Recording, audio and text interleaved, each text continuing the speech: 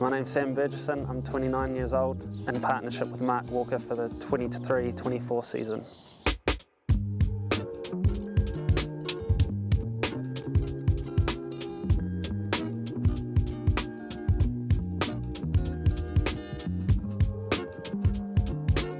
My background in racing began through family. I grew up the son of a trainer, Aidan, and my grandfather Herb as well. Some highlights for me was probably Distill in the Group 1 Levin Classic, Dad's first Group 1, and Savary in the Group 1 Oaks. You know, that was a really special day. It was awesome to win an iconic race like that. He went where angels would fear to tread, did Hayden Tinsley, and it's been the winning of the race. Dad and Mum especially were pretty keen for me to steer clear of the horses. Funnily enough, back then, I ended up doing a university degree at Massey in Palmy, so I worked full-time as an accountant. Sort of knew at the end of that I wasn't really keen, wasn't really my passion, so I went travelling, living in Ireland, playing rugby, and when that season ended, I was sort of lost at what to do, so I ended up, luckily enough, getting a job at Ballydoyle for Aidan O'Brien, and I've never looked back since. I've just loved it. My time in Ireland was fantastic. Obviously extremely lucky to work probably at the most prestigious racing stable over there in Europe. Great experience and some I'll never forget.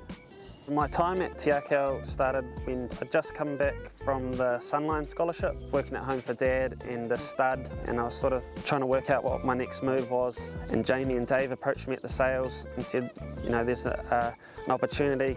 You know, Melody Bell and Avantage and Probabella are there. So I sort of went home and talked to my parents. They sort of said you'd be silly not to go. An amazing opportunity, and I'm very thankful for Jamie and Dave considering me, and yeah, opened a lot of doors for sure. Working with Jamie, you know, it was fantastic. I learnt so much from him, and I'll never be able to repay him for, you know, what he taught me and the opportunities he gave me. His work ethic was second to none. His attention to detail was amazing. He just loved what he did. And Mark as well, he's great to work for. He's another one that's given me, you know, a range of opportunities and really opened a lot of doors for me. In an industry where such fine margins can be the difference between, you know, a Group 1 or anything. The eye for detail and really sweating the small things. I'm just so thankful that I'm lucky enough to be taught some of those experiences. Get to work under two, you know, amazing trainers.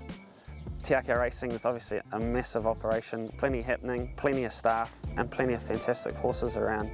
The staff do an amazing job. It's a massive mix of young staff and foremen and riders and apprentices, and it's had some great success over the year, and a lot of that's contributed to, you know, the effort the staff put in. My role as assistant trainer is to help Mark wherever I can with the horses in terms of decision making, work lists, feeds, treatments, anything like that, vet work. So the normal day sort of starts around 3 in the morning, head out to track work, check they're all sound and breathing and happy and things like that. Then normally we have something like jump outs or trials, races, plenty going on. A bit more pressure this year I think, obviously, and stepping up into partnership, but really looking forward to it. You know, it's a massive opportunity and one I'm extremely grateful for and extremely lucky to be a part of such a successful operation. There have been a few highlights while being here at Te Akau. Definitely strapping Emeralina in the Group 1 New Zealand Oaks. Probably my first Group 1 winner I've strapped. Novia, actually in the 2000 Guineas, take really special care of him, and you know, I developed a really good bond with him, and seeing him succeed at Group 1 level was fantastic. Probably the Cracker Million Nights, we're very lucky to have so much success on that night. It's been fantastic, and it's been a definite highlight while I've been here. It's sort of hard to describe why I love racing. I think it's a lot of things that make it the reason why I love it. I obviously love it because I love the horses. It's fantastic working with them. The relationships you build with them, and they're just amazing animals. The people as well, I think it's quite a hard industry. You're all competitive, but you're all willing to help each other out because you know how tough it is. Definitely the horses and the people are, you know, a massive part of it. The most satisfying part of my job, probably seeing the horses succeed, I think. Especially the ones that maybe have a few issues or probably aren't the fastest.